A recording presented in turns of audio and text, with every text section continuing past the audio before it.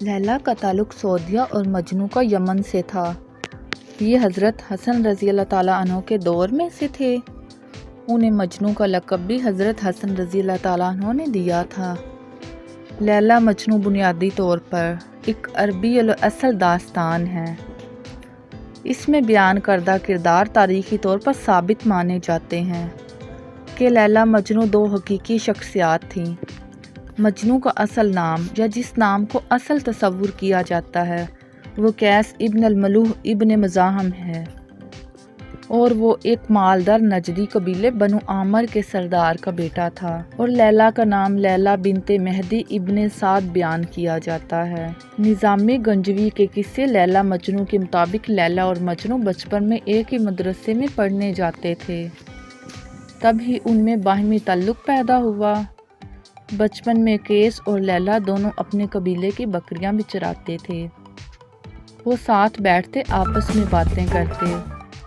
قیس کی توجہ تعلیم کی بجائے لیلا کی طرف ہی رہتی تھی، جس پر استاد سے اسے سزا ملتی، مگر استاد کی چھڑی قیس کے ہاتھوں پر پڑتی اور درد لیلا کے ہاتھوں پر ہوتا تھا۔ استاد نے یہ بات لیلا اور قیس کے گھر والوں کو بتا دی، جس پہ لیلا کے مدرسے جانے اور گھر سے نکلنے پر پابندی لگا دی گئی۔ ایک دن اچانک ہی قیس کی نظر لیلا پر پڑی اور وہ بچپن کا عشق تازہ ہو گیا۔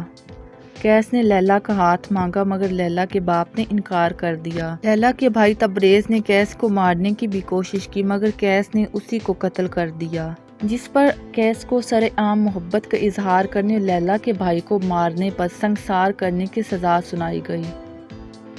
قیس نے لیلا پر شاعری کرتے ہوئے ایک جگہ لکھا ہے: وہ ایک چاند ہے جو ایک سرد رات میں آسمان کے وسط میں چمک رہا ہے، وہ نہایت حسین ہے، اس کی آنکھیں اس قدر سیاہ ہیں کہ انہیں سرمے کی ضرورت بھی نہیں۔ قیس کے والدین اپنے خاندان کے ساتھ لیلا کے والد کے پاس گئے اور لیلا کا رشتہ مانگا۔ لیلا کے ماں باپ کو داغِ بدنامی گوارا نہ ہوئی اور انہوں نے رشتہ دینے سے انکار کر دیا۔ اسی دوران قبیلہ ثقیف کے ایک نوجوان نے بھی، جس کا نام ورد تھا، لیلا کو شادی کا پیغام بھیج دیا۔ لیلا کے والدین نے یہ رشتہ قبول کر لیا۔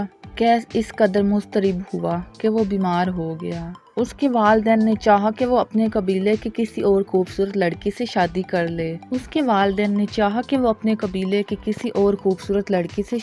لے۔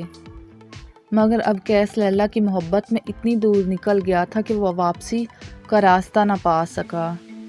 رفتہ رفتہ قیس کی حالت ایسی ہو گئی کہ اس سے اپنے تن بدن کا ہوش بھی نہ رہا۔ لوگوں نے قیس کے باپ کو مشورہ دیا کہ اسے مکہ لے جائیں اور بیت اللہ کی پناہ میں دعا مانگیں۔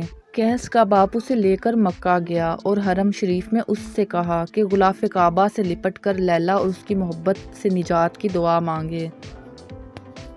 اس کے جواب میں جب قیس نے یہ دعا مانگی: اے اللہ مجھے لیلا اور اس کی قربت عطا فرما، تو اس کا باپ قیس کو واپس لے آیا۔ راستے میں اس نے ایک جگہ پہاڑی پر اپنے آپ کو گرانے کی بھی کوشش کی، مگر لوگوں نے اس کو پکڑ لیا۔ اپنے قبیلے میں واپس پہنچ کر قیس کا باپ ایک بار پھر لیلا کے باپ کے پاس گیا۔ اسے لیلا کی اپنے بیٹے سے شادی پر آمادہ کرنے کی کوشش کی، مگر پھر بھی انکار ہو گیا۔ لیلا کی شادی اس دوسرے لڑکے سے کر دی گئی جس کا پیغام آیا تھا۔ لیلا خود بھی قیس کی محبت میں گرفتار تھی، مگر خاندان کی نیک نامی اور والدین کی اطاعت سے بھی مجبور تھی۔ جب قیس کو یہ معلوم ہوا کہ لیلا کی شادی ہو گئی ہے تو اس پر قیامت ٹوٹ پڑی۔ اس کا ذہنی توازن بھی بگڑ گیا، وہ اپنے وجود کو بھول گیا، گوشہ نشین ہو گیا۔ پھر وہ ایک دن صحرا میں نکل گیا۔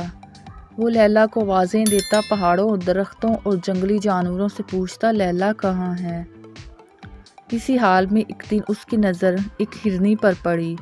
وہ اس کے پیچھے ہو لیا اور نگاہوں سے اوجھل ہو گیا۔ گھر والے صحرا میں اسے ڈھونڈتے رہے۔ چوتھے دن وہ انہیں ایک پتھریلی وادی میں ریت پر مردہ پڑا ہوا ملا۔